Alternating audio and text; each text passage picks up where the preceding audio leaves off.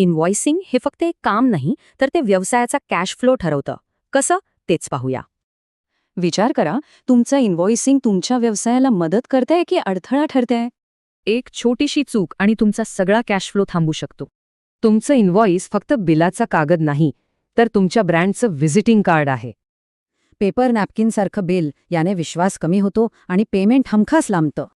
अस्ताव्यस्त font, logo नसणं अशा छोट्या गोष्टींमुळे ब्रँड इमेज खराब होते.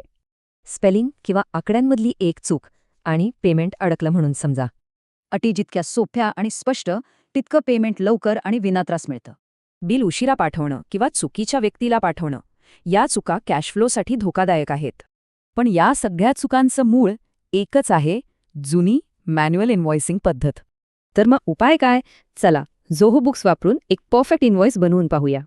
हे खरंच खूप सोपं आहे. फक्त 3 स्टेप्स. ग्राहक निवडा, आयटम टाका आणि पाठवा. सुरुवात करूया.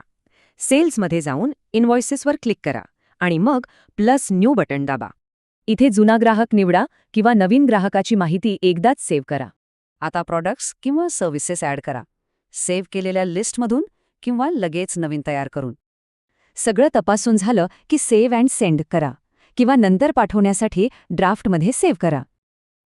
यापेक्षाही फास्ट काम करता येईल का? हो, ऑटोमेशनने. एक प्रो टिप. कीबोर्डवर फक्त सी आणि आय दाबा आणि इनव्हॉइस तयार.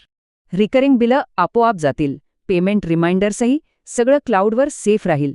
ग्राहक ऑनलाईन पेमेंट करतील आणि तुम्हाला लगेच स्टेटस अपडेट मिळेल. किती सोपं आहे. एक गंमत सांगू? एक चांगला इनव्हॉइस आणि एक चांगली स्क्रिप्ट यात खूप सारखेपणा असतो.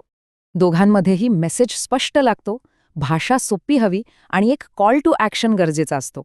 म्हणून आता विचार करा, तुमची इन्व्हॉइसिंग सिस्टम तुमच्या ब्रँडची ताकद आहे की कमजोरी?